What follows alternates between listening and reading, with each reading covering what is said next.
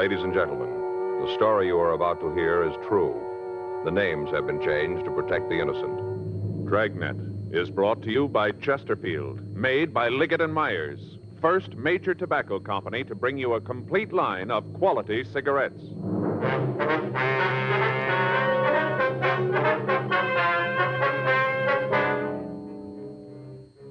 You're a detective sergeant. You're assigned to homicide detail. The body of an attractive woman has been found in a downtown office building, beaten to death with a piece of lead pipe. The killer has escaped into the city. Your job, find him. Today, friends, you hear these three words everywhere. Chesterfield's for me. The Chesterfield you smoke today is the best cigarette ever made. Best for you, because Chesterfield gives you proof of highest quality, low nicotine. The taste you want, the mildness you want. Chesterfield is best for you because it is tested and approved by 30 years of scientific tobacco research. Chesterfield is best for you because it has an established good record with smokers, proven by test after test. Yes, friends, the Chesterfield you smoke today is the best cigarette ever made. For the taste you want, the mildness you want, join the thousands now changing to Chesterfield.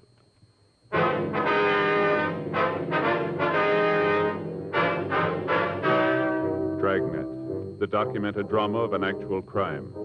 For the next 30 minutes, in cooperation with the Los Angeles Police Department, you will travel step by step on the side of the law through an actual case transcribed from official police files. From beginning to end, from crime to punishment, Dragnet is the story of your police force in action. It was Thursday, April 15th. It was warm in Los Angeles. We were working the day watch at a homicide detail. My partner's Frank Smith. The boss is Captain Lorman. My name's Friday. We just left the murder room, and it was 7:40 a.m. when we got to suite 718, the building manager's office. Miss Joyce? Yes. You men cops? Yes, ma'am. We understand you're the one who found the body, is that right? Oh, that's right. I found her. Oh, it was an awful thing. This is my partner, Frank Smith. My name's Friday. Wonder if you feel up to telling us exactly what happened. Oh, sure. It's just about the most terrible thing ever happened to me. Is there something we can get you, ma'am? Oh, no, thanks. Janie brought me some hot coffee. Who's Janie? Janie Alquist. She works the first 3 floors. She brought me some hot coffee. I see. She was up here, and they let her bring it. All right, Miss Joyce. If you just tell us about it, please. Look, right from the beginning. You want to hear all about the whole thing? If you would, please. Well, I came on at 4, just like always. I punched in and came up to the 10th floor and started in. Got the things out of the closet on the 10th. Mm-hmm. Usually I start on the 7th. But now and then I like to do it a little different, and I start on 10 and work down. Yes, ma'am. What time was it when you found the body? Oh, just a few minutes ago. I guess about 7, right around in there. I only had 2 more offices to do, and I'd be finished. I just had 2 more when I got there. Yes, ma'am. If you'd go ahead and tell us about finding the body. Oh, well, I unlocked the door, and I saw the light inside. I thought it was kind of funny, because usually it's dark. You mean in the office? Yes, and where Mrs. Fitzgerald's desk is, it's usually dark. Yes, ma'am. I thought it was kind of funny, like I said. But then I thought that maybe she was working. Mm-hmm. She does accounting, you know, woman accountant, and I thought she was working. Mm-hmm. So I knocked. I didn't just want to go right in if she was working, you know, disturb her. So I knocked. Mm-hmm. But she didn't answer. Right, go ahead, please. Well, I opened the door and went in. Right off, I was kind of sore about it. No excuse for a thing like that. No excuse at all. What do you mean? Well, didn't you see the place? Didn't you look? Yeah. Well, then you know what a mess it was. Papers all over the floor, and ashtrays spilled, all that mess, and I'm supposed to be through at 7:30. Well, I'd never have made it. Never got through on time. And that's when I saw her behind the desk. Oh, it was an awful thing. There she was on the floor, dead. Yes, ma'am. There was no one else in the office? No. Just Mrs. Fitzgerald. She was on the floor behind the desk. What'd you do then? Oh, I screamed. out as loud as I could. I wanted somebody to come up there right away. And that was the first time I ever saw anybody dead. Then I ran out of the office and went downstairs to get somebody to help. Just an awful thing. Oh, poor Mrs. Fitzgerald. Oh, she was so nice. All the time saying hello when she'd come in early and I'd still be working. Oh, I think about it and I just can't believe that it's true. I just can't hardly believe it. Did you see anyone on the floor while you were working? Just Mrs. Fitzgerald. No, ma'am. I mean, was there anybody in the halls of the building? Oh, no. No, not that I saw. There wasn't anybody. I'd have seen them if they was there, but they weren't. All right, Miss Joyce. We'll contact you tomorrow about a statement. Meantime, we'll leave you one of our cards here. If you think of anything we should know, we'd appreciate it if you give us a call. Oh, I sure will. Anything at all I think of, I'll call you. Mm-hmm. Can I go now? Yes, ma'am. I've Certainly. got to go home and take a hot bath and calm my nerves. Surely. Oh, it sure is going to be a shock to her husband. Of course, not that he'll mind too much. I beg your pardon? Her husband, you know, Mr. Fitzgerald. Yes, ma'am. What about him? Well, just that it isn't going to bother that one too much. Why do you say that? Oh, I shouldn't have said anything. Not a word. I shouldn't have told you. I'd get fired, sure. Well, if it's got anything to do with Miss Fitzgerald's death, maybe you better tell us, don't you think? Well, if you'll promise not to tell the supervisor. All right, go ahead. It gets dull just being in a big building by yourself, all alone at night when there isn't anybody around. It's pretty dull. Mm-hmm. Once in a while, not real often, but just once in a while, I kind of read some of the letters that people throw away, you know, in the wastebasket. Mm-hmm. They don't want them anymore, so when it gets real dull, I read them. And I've read some in Mrs. Fitzgerald's office from her husband, Mr. Fitzgerald. Yeah. Seems like they've been having some kind of a big fight, going to court and all. I don't know what it's all about, but they've been fighting. And in the letters, he tells how she ought to leave him alone. I guess she's asking for a lot of alimony or something. That's what it sounded like to me. Some of the letters, the way he wrote to her, mean, used to threaten her all the time. You saw these letters where he threatened her, did you? Yes. One, I guess it was about a week ago. He said in that if she tried to railroad the thing through, now that's what he said, railroad the thing through, he'd come up here and... Yes, go ahead. Well, that's all there is. I couldn't find the other piece of the letter where he said what he was going to do. See, she tore up the letters after she read them. Mm-hmm.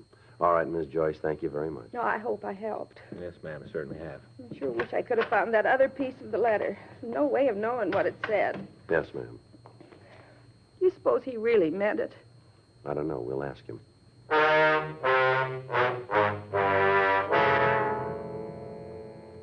By the time Frank and I had arrived at the scene, the crew from the crime lab was there. Photographs of the entire room were taken, and fingerprints were lifted from the edges of the desk, from the top of a lamp, and from the molding around the door. The murder weapon, a 15-inch section of heavy lead pipe, was booked for evidence. There was nothing we could tell from the pipe itself other than the fact that it was the murder instrument. It was a plain piece of 3/4-inch pipe. One end was wrapped in a heavy brown paper. The other was blood-stained. Because of the appearance of the office, it looked as if robbery was the motive for the crime. However, on examination of the victim's personal effects, we found that 2 large diamond rings were still in her fingers. In her purse, we found cash in the amount of $226. On the desk itself, we found a woman's wristwatch set with 12 diamonds. The fact that none of this had been removed apparently ruled out robbery as the motive. The other employees of the building were questioned, but they were unable to shed any light on a possible suspect. None of them had seen any unauthorized persons in the place after closing hours.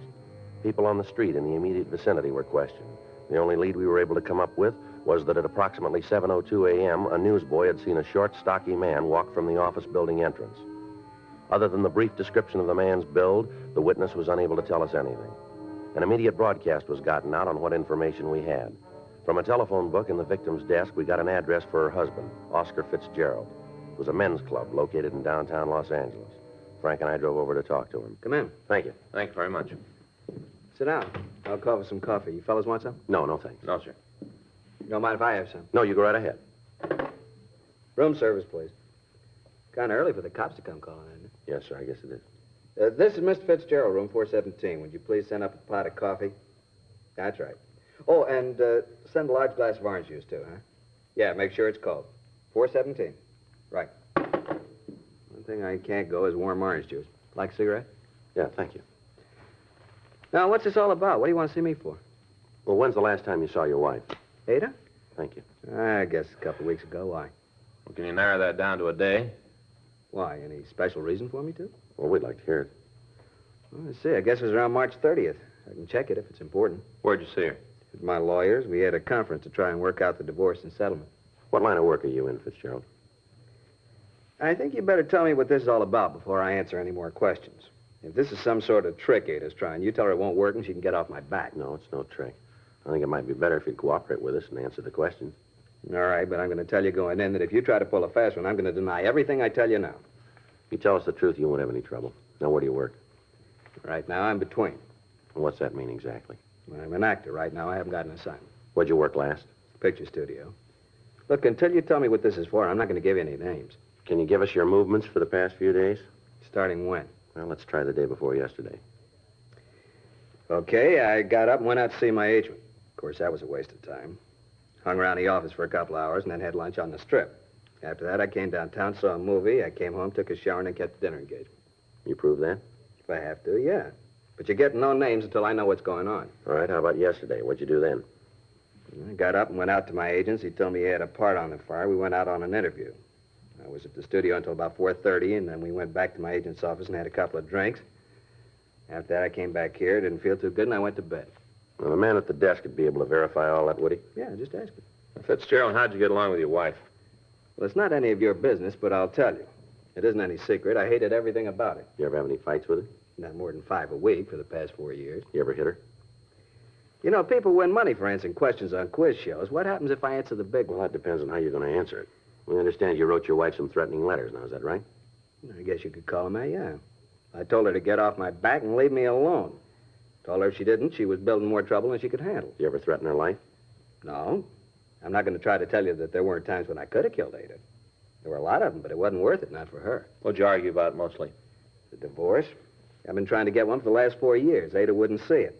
Finally, when I did talk her into it, the settlement she wanted was way out of line. I wouldn't go for it and told her so. What's all this about the fights and the threatening, anyway? Something happened to Ada, is that it? Yes, sir. She been hurt? I'm afraid it's more serious than that. She dead? Yes, sir. You think I did it? Now we're checking everybody that knew her. Okay, I told her there were times when I could have, when I maybe wanted to. But I wouldn't go to jail for her. Not ever. You got to find another boy, and when you do, I'll go his lawyer's fee. Yeah. How'd they do it? Piece of lead pipe. Bad? Yeah. Rough way to go. Is there an easy way?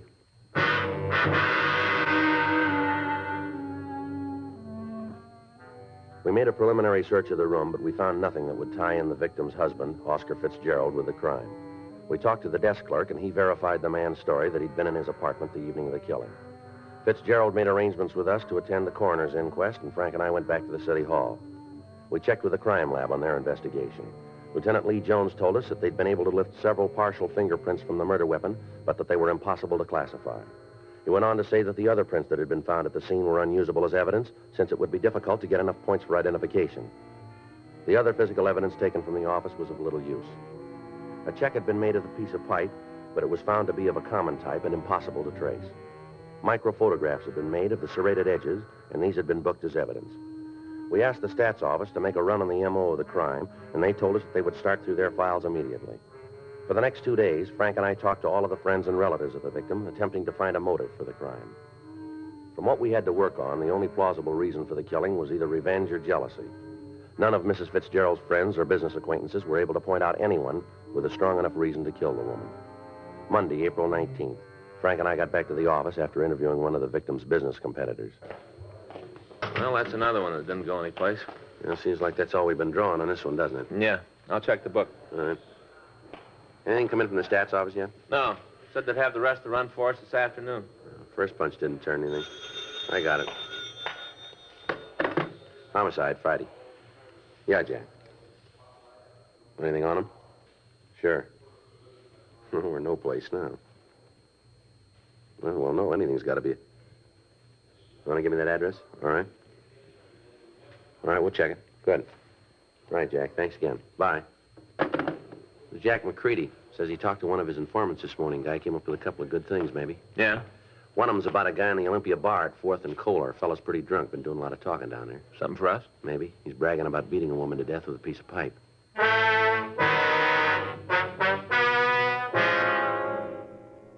4:40 p.m. We left the office and drove over to the corner of 4th and Kohler, the Olympia bar. When we walked in, there were only a few customers in the place. At the far end of the bar, a short, stocky man was sitting alone. In front of him was an empty shot glass and a bottle of beer. He appeared to be pretty drunk, and as we entered, he was talking to the other people seated at the bar.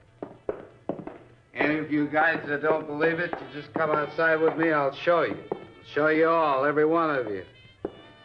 Bartender, I got an empty glass. Now, let's do something about it, huh? I need a drink. I think you had about enough of that, don't you? What? I said you had enough to drink. Who are you to tell me that, huh? Who are you to come in here and tell me what to do? What's the matter? You think you're cops or something, huh? Is that what you think? You called it. Come on, we want to talk to you. You mean you are cops? That's right. Well, listen, you better get out of here and do it fast if you know what's good for you. You just better. Frank? Yeah. Take your hands off me. You guys don't hear good, do you? Stand still. You come messing around with me, you're going to find out. You'll find out good. I'll give you the same thing I gave her, the same thing. Hold it, Frank. All right, come on, mister. Who are you talking about? I'll tell you who. I'll tell you good. Then you'll know, leave me alone if you know what's good for you. I'm talking about that Ada Fitzgerald, that's who. Ada. You go messing with me and you'll get what she got. I'm a pretty rough fella, you know. Pretty rough. Is that right? You betcha. You're not dealing with a kid, you know. Well, that makes it even then, doesn't it? Huh? You're not dealing with a woman.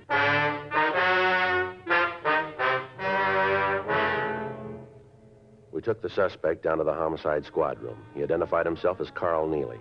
He was handcuffed to a chair, and we ran his name through the record bureau. He had a long string of arrests for various charges, including attempted robbery, assault, and assault with intent to do great bodily harm. He'd never been convicted on a felony, but his record showed that he'd served 2 terms in the county jail for drunk charges and creating a public nuisance. While we were checking his record, the suspect passed out in an alcoholic stupor in the squad room. We contacted Sergeant Jack McCready and Officer Danny Galindo and asked them to make a search of the suspect's residence.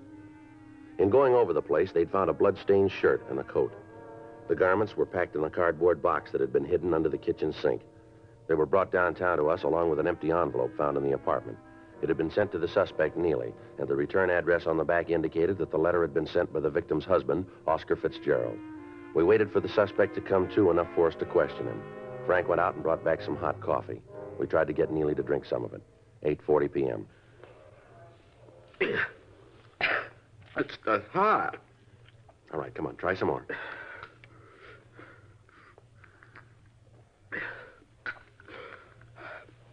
You're cops, huh? You've been the route before. Yeah. What am I here for? I want to talk to you about the Fitzgerald woman. Ada? Spouting off again. You said you killed her. Figures. Every time I get tanked up, I always kill somebody. It never fails. All right, tell us about the Fitzgerald woman. Nothing to tell. I read about it in the papers. This morning I started drinking. It always happens when I've been belting the booze. I right away tell people I killed somebody. These clothes here belong to you? Let me see. I don't know. Where'd you get them? Are they yours? I don't know. You got that many clothes? I know all the clothes I got. No trouble at all. Maybe you don't dress as good as me. All right, come off it, Neely. You're in trouble. Big trouble here. You sat in the bar this morning, told everybody about how you'd beaten a woman to death. We find these clothes in your apartment, bloodstains all over them. Here's another thing, this envelope. Where'd you get this?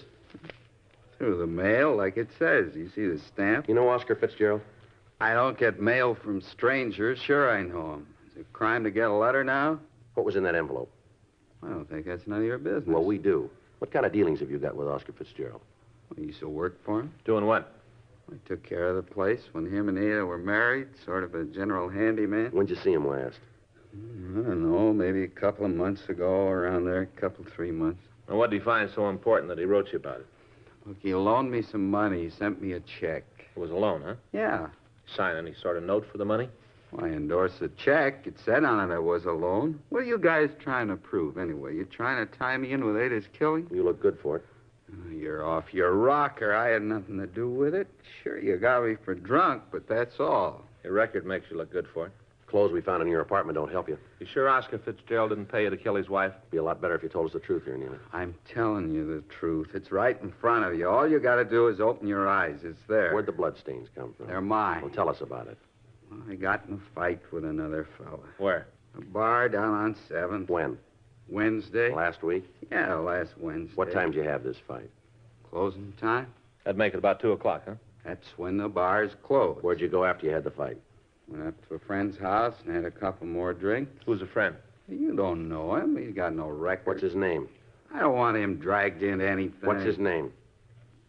Jackie Meadows. Let me see your hands, Neely. Sure. You got some pretty bad bruises there. You must have hit something pretty hard. The fight I told you about, that's where those came from. Tell us what you did after you left the bar. I told you I went up to Jackie's. I had a couple of drinks. What time did you get there? Around 3, maybe 3:10. What time did you leave? About 5. Where'd you go? I don't remember too good. I was pretty boozed up. Where do you think you went? Well, Jackie was worried about me being cut up from the fight. He wanted me to see a doctor. Yeah? Drove me down to Georgia Street Receiving Hospital. Yeah. I was there until 9:30 Thursday morning.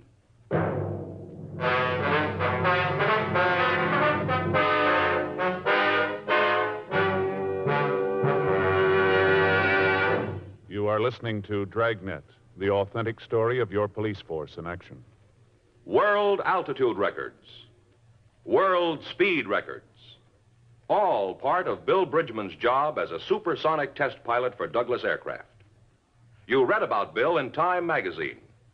Now let's meet one of the world's fastest humans, and Jacqueline Hazard, who is collaborating with Bill on his new book, Test Pilot. They smoke America's most popular two-way cigarette, Chesterfield. I smoke the king size. After hearing what the Chesterfield people have been saying about them, I thought I should try them. I'm convinced they're best for me. It's Chesterfields for me, too, but I like the regular size.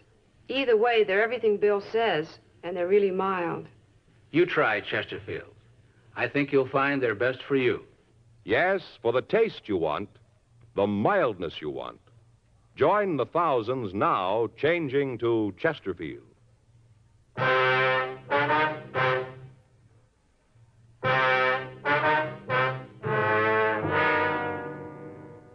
A call was put through to Dr. Hall at Georgia Street Receiving Hospital, asking if a patient was given emergency treatment on the morning of Thursday, April 15th. A search of the hospital records verified the story told to us by the suspect, Carl Neely. We checked through our crime reports, and we found that a miscellaneous injury report had been made. From the coroner's report, we knew that the victim had been murdered between the hours of 5 a.m. and 7 a.m. on that morning. We got in touch with Neely's friend, Jackie Meadows, and he also verified the suspect's story.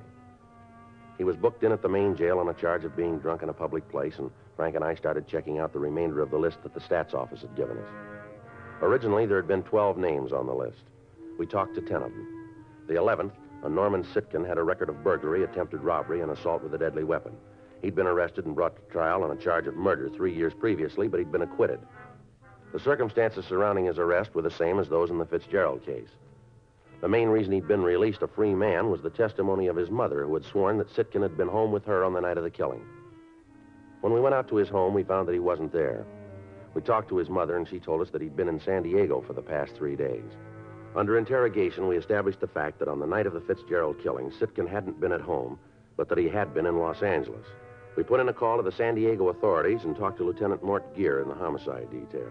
We contacted the hotel where he was staying in Los Angeles, and a 24-hour stakeout was placed on the location.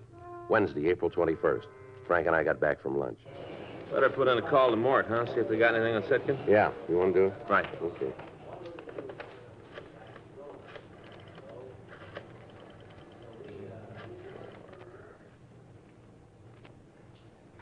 Hi, this is Frank Smith, robbery. Yeah, I'd like to put in a call to San Diego PD Homicide Bureau. Yeah, Lieutenant Mort Gear. No, it's a homicide. Yeah, DR 132549. Yeah, that's the one. Mm-hmm. That's 3268? Huh? Well, 58. Right. Okay, Sam, thanks.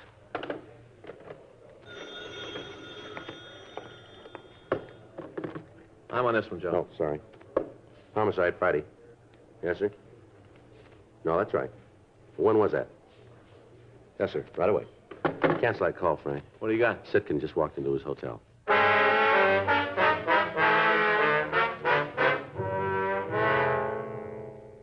Frank and I left the office immediately and drove out to Sitkin's hotel. We talked to the officers on stakeout, and they told us that the suspect had just returned. They went on to explain that they'd given Sitkin no reason to suspect that anything was wrong and that he'd gone directly to his room. Frank and I got in the elevator, and we went up to the 4th floor. Yeah? All right, just a minute. Yeah? What do you want? You Norman Sitkin? Yeah, what do you want? Police officer. Come on. You got no right to do this. Let me see your warrant. Get your coat, Sitkin. We want to talk to you. What for? What do you got to talk to me about? I got nothing to say. Get your coat. Why? What's the charge? What are you taking me in for? Suspicion of murder? You're kidding. Well, you just keep thinking that. You mean this is for real? Come on, let's go. Well, no, wait a minute. I want to know what this is all about. Is that so? Well, sure. Figure I had something to do with that woman who was beaten to death downtown. Fitzgerald, I think that's the name, huh? Isn't that what you think? Well, you seem to know all about it. Well, you're way off on this one. I got an alibi that you can't break. I can see you guys figuring because I stood this kind of beef once before, you can make it stick this time. Well, it won't work, cop. None of it fits together. I can prove where I was that night every minute. All right. That's right, every minute. You check in my house. Happens I was with my mother, just like the other time. All night I was home. You going to stand on that? Well, there isn't any other way. Well, it's going to make it a lot easier then. Well, what's that supposed to mean? We've talked to your mother. She says you weren't home that night. Well, she's wrong. You let me talk to her. She'll tell you. You just let me talk to her. She's sure you weren't there. She's willing to testify to that. Get out of my way! All right, come on. Want to get the cuffs? Yeah. Hold still. Funny, isn't it? What's that? Well, looks like he might have been good on that first killing, the one he was acquitted on. His mother might have lied on the stand. That's not going to make a lot of difference, is it? Huh? He's going to make up for it on this one.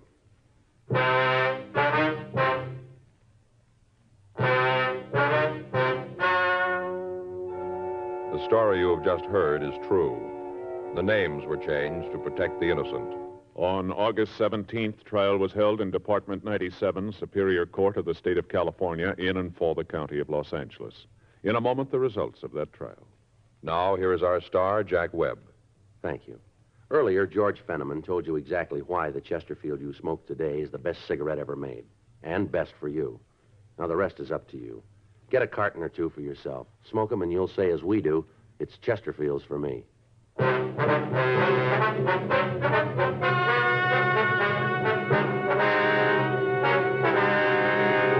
Norman Edward Sitkin was tried and convicted for murder in the first degree. On recommendation of the jury, he received the maximum penalty, and on July 19th, he was executed in the lethal gas chamber at the State Penitentiary, San Quentin, California.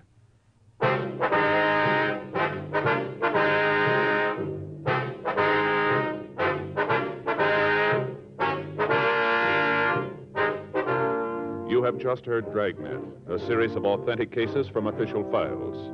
Technical advice comes from the Office of Chief of Police W.H. Parker, Los Angeles Police Department. Technical advisors, Captain Jack Donahoe, Sergeant Marty Wynn, Sergeant Vance Frazier. Heard tonight were Ben Alexander, Virginia Gregg, Herb Ellis. Script by John Robinson. Music by Walter Schumann. Hal Gibney speaking. Watch an entirely different Dragnet case history each week on your local NBC television station. Please check your newspapers for the day and time. Chesterfield has brought you Dragnet, transcribed from Los Angeles. Filter tip smokers, this is it. L&M Filters. The one filter tip cigarette with plenty of good taste, much more flavor, much less nicotine, and effective filtration. Only the L&M filter contains the miracle product, alpha cellulose, absolutely pure, non-mineral, harmless to health. Yes, this is it. As Helen Hayes puts it, L&M filters are just what the doctor ordered. Buy L&M filters, the light and mild smoke.